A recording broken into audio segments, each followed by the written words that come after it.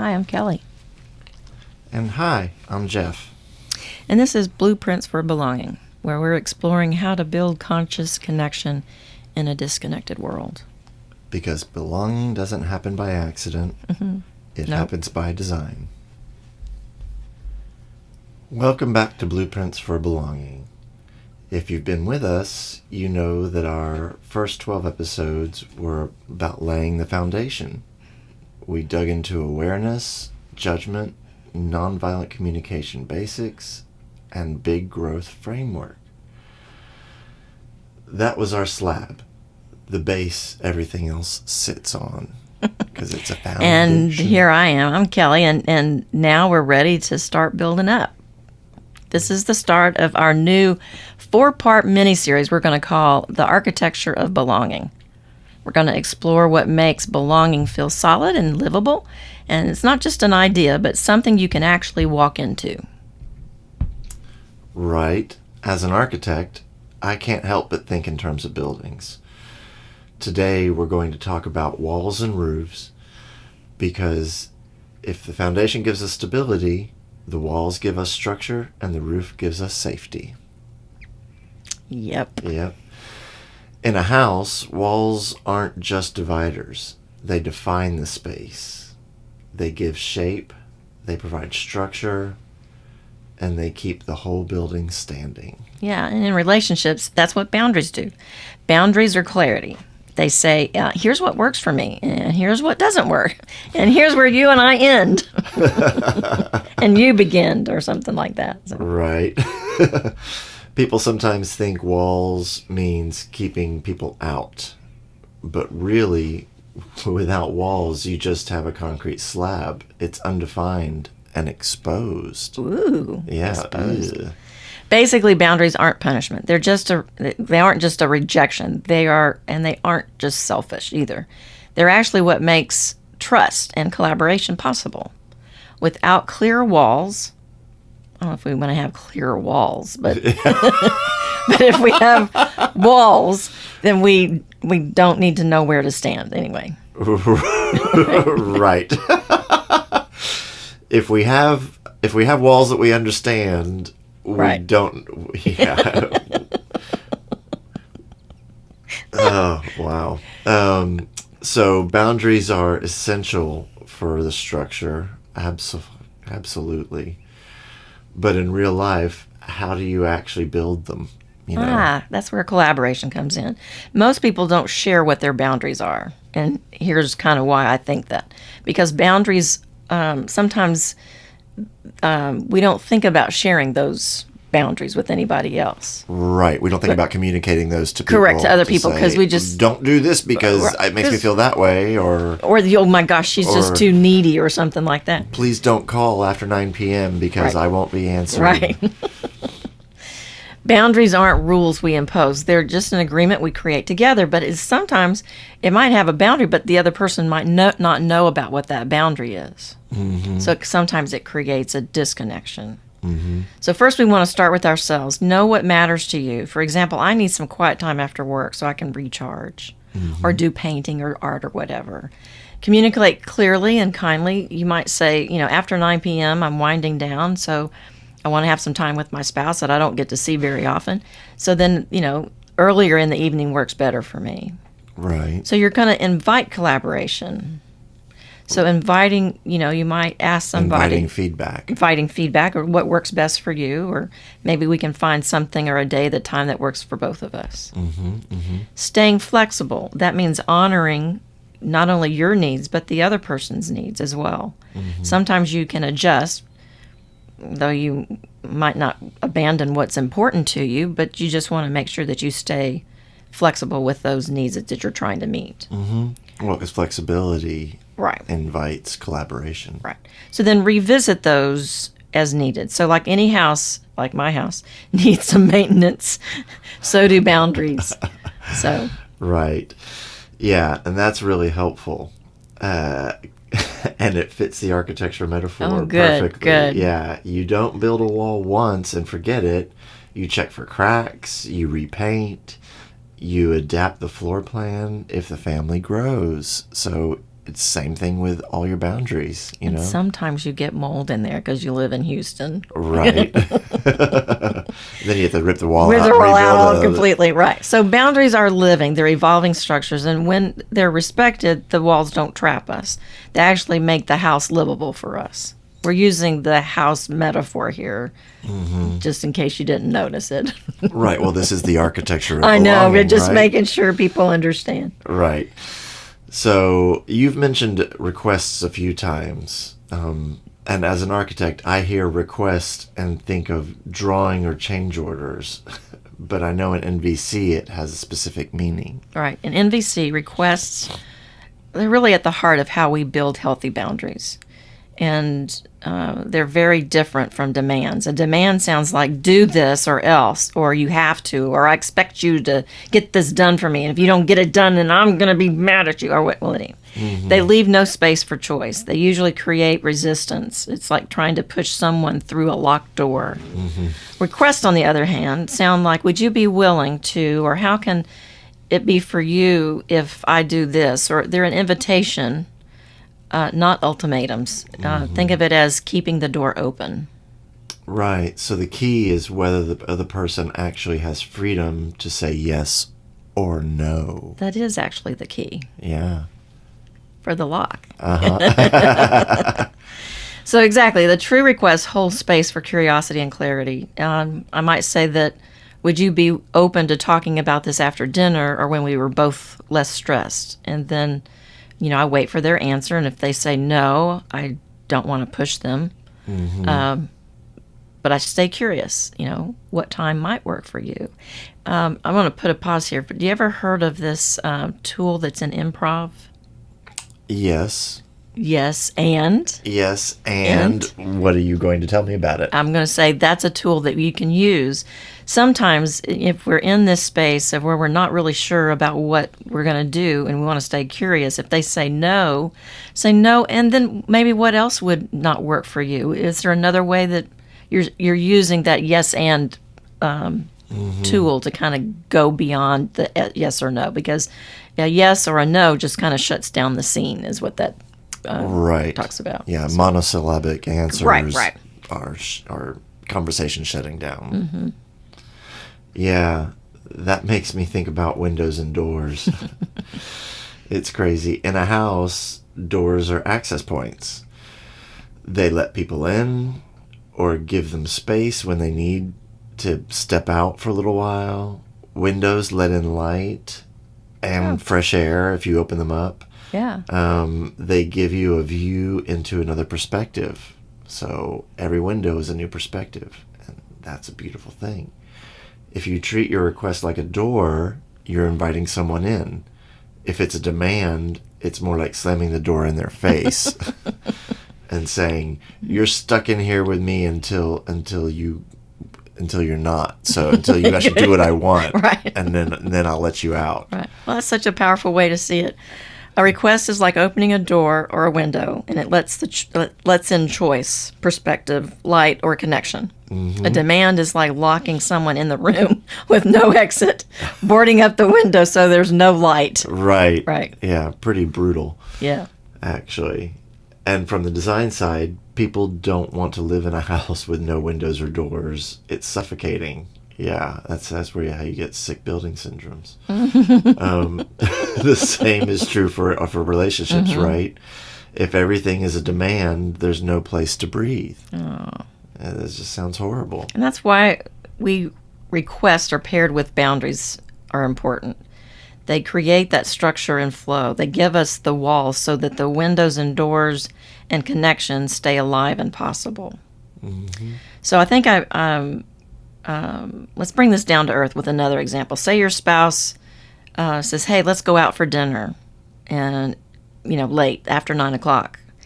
In the past, you might have said yes, and even thought it really didn't work for you, but you still went because you wanted to honor the need For rest. for rest.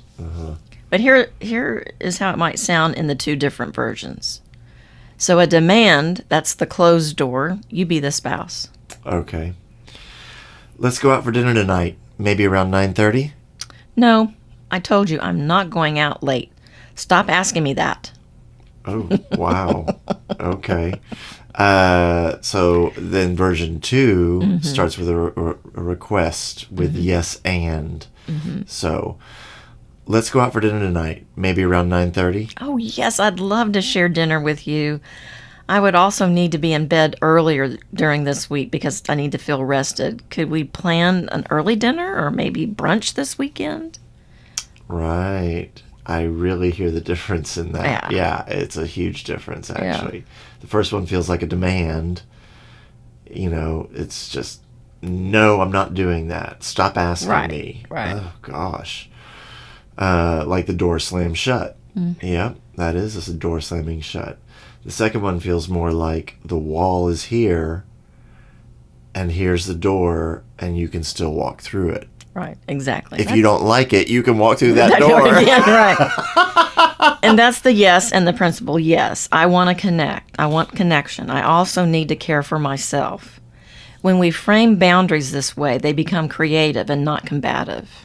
Because when I say I have to do it my way, now I'm testing you to see how far you can make you give up your boundary. Right. Not good for a relationship. No, that sounds horrible. So now let's look up. Ugh. A roof's job is protection. It shields us from rain, wind, and heat. Yes, it does. You could survive on a slab with walls, but it wouldn't be livable without a roof, right? Yeah, you need the walls and you need the roof to both keep out everything. Well, belonging works the same way. Safety is what makes that space livable. Without safety, you can't relax, you can't trust, you can't grow. And then the storms of judgment and shame and fear just pour right in. Yeah. Because there's nothing holding them back. Because there's no roof. Can you imagine not having a roof on your house? No. I cannot imagine not having a roof on my house. No, your bedroom would my be bedroom full of water. would be right. Yep, your bedroom would be a swimming pool. Yep. Lots of leaks and cracks and Right. Yeah. And as an architect, I can tell you, if the roof leaks, you're going to have problems everywhere else in the house. And that's where you're going to have mold because you live in Houston. Yeah. If you don't do something about it, you're going to have some serious issues. So leaks show up all the time in relationships. That's about leaks or cracks in trust. If someone doesn't feel safe, they shut down. That's their defend themselves or withdraw. And that's why safety practices such as these essential tools for connection are really important. Right. What does that look like in practice, though? Well, things like emotional regulation, taking a pause before reacting, naming what's happening instead of letting it escalate. Because we're all going to get triggered by something. So you can just say, oh, I guess I'm triggered. Wonder what that is. Wonder what need I'm trying to get met there. Or if it's a community agreement, setting a shared expectation of how we're going to treat each other. This is not the way we're going to do this. We're going to meet and we're going to clean up and then we'll be done and we can go home. Right. Or, you do it in positive language. We do things this way. We're not going to do this. We're going to do this instead. Correct, right. So just ignore the don't and only I was just checking to see if you were listening to me. Yeah, exactly. Anyway, so using the big acronym, that's build awareness, investigate meaning, and generate choice, it means taking that time to pause and notice. Are there repeating patterns here? A lot of people have some repeating patterns and they're just not even aware of it. Do these patterns show up in other conversations that I'm having with other people or just my spouse? Looking for what might be contributing to that judging and shaming or creating fear. And then take a look for the choices that you might have to support yourself and others. Those choices might mean like looking at those needs that you're trying to get met. Do I have this opportunity to not comment about what's happening? Yes, I always have that choice about not commenting. Right. Especially when the comment isn't going to be helpful. Not correct, right. And it's like, maybe you should really consider not saying it. Right. So why are we doing this miniseries now? Well, because the first 12 episodes gave us our foundation. if you go back and listen to them, it talks a little bit more about awareness. We just talked a little bit about awareness. Mm-hmm. Understanding where judgment is coming from. It's part of our fight or flight biological.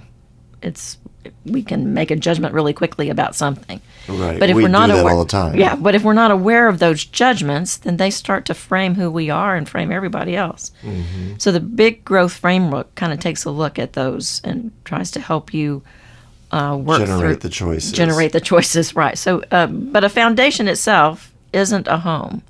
We need the walls and roofs and windows and doors and rooms. Belonging needs our structure, and that's what we're trying to provide with this little mini-series. Right. I really like that. I really love that metaphor. I mean, it's just so perfect, really. And we want this podcast to be more than just listening. Mm-hmm. If you learn something new here, share it with 3 or more friends, or share the podcast itself. Start a conversation. Right. Teach it. This is how we actually get in the habit of doing these things, of becoming aware and discovering meanings and actually generating the choices that we want. We have to practice that. Right. Because the training that we've all undergone is so invasive. But you know what? Belonging doesn't grow if we don't practice it. Right. So we'd love to hear from you, from your questions and stories and experiments that you might be having. So reach out to us and let us know what's working and what's not working. If you have some suggestions for us, we'd love to hear them, or possible ideas that you might want to look at. Right. Yeah, we are open for feedback. We want to hear from you guys. So before we close, I want to say something simple that you can try this week. Notice one of the places where you can set a boundary in collaboration, a place where you can, strengthen that safety for yourself or someone else. Mm-hmm. And then share what you discover with a friend or with us. So the more you talk about it, the more that we can grow belonging together. So right. Because it takes a village. Yes. And it takes practice. Mm-hmm. Yeah. So Kelly has actually been helping me move past some judgment, what I like to call a snit that I've been in. Mm. Coming up against issue after issue with stuff online. It's all computer oriented, so of course it's the bane of my existence, right? And so she has been showing me that there are other ways to look at it. Mm-hmm. And it's about shifting my perspective. And choosing the words you use to describe what's going on. Right. That's the positive language part. That's the positive language part, right. Generating what you do want to have happen. That's right. Great. Yep. It's about manifesting the positive, not the negative. Right. Which in this day and age can be difficult. Mm-hmm. Even for those of us that know this, putting it into practice is sometimes very difficult to do, especially when we're alone and we're suffering through these issues that are frustrating us, and it takes a village. Sometimes coming back to someone to help talk you out of that corner, right, and show you. And that's where belonging, I think, is we chose that word because we thought about using connection, but it is about connection. But belonging has a little deeper meaning for me. Like we have a lot of things that belong to us. Mm-hmm. But belonging in a community is a whole different structure. Right. Right. Yeah. Because it takes trust. Uh-huh. And it takes clarity, right? And it takes collaboration. Uh-huh. And being aware of other things that kind of come up and try to give us divided. To be aware of those negative pulls that can hurt or harm us. We have to be, it's kind of like the lions and tigers and bears, oh my. We have to be aware of them. But, coming back to it is, part of belonging is I have a community that supports me. Mm-hmm. And one of the things as a drug counselor, I didn't really realize how important was that community is for people that are dealing with a recovery process. Mm-hmm. And I think in our growth, we need the same thing as well. We need that community that supports us. As we're aging, we need a community because a lot of our community is dying. Mm-hmm. And so we don't have a lot of community. I had a friend who told me he was 105 when he passed away that we need to get younger friends. So if anything, if you can get out of this podcast is to build your community, be aware of it, how you're building it. Are you using the walls? Or you have a strong foundation? Do you have a good roof? We'll add some more of this next time. Right. Are you inviting people in? Right. That's very important. Right. Yeah, well, and it is true that we are living through a loneliness pandemic. Oh, absolutely. And belonging is the cure for that. Mm-hmm. Absolutely. And that's why we want to spread this. We want to give people the tools they need to belong. So say hello to somebody. Yeah. Oh, yeah. Acknowledge the presence of someone else that you're just walking by. Especially if they have a dog. They'll usually talk to you. Right. They often will. Yeah. But even if they don't have a dog, those of us that run or walk alone, we still want to be acknowledged. It's the simple little things that really do go a long, long way. So today we talked about walls and roofs, boundaries and safety, the structure that gives connection its shape and protection. Yeah. Next week, guess what we'll be talking about? Opening the windows and doors. Yes! Well, we'll be talking about perspective and choice and how those create that access to connection. So awesome. Well, until then, remember, belonging is a house we build together.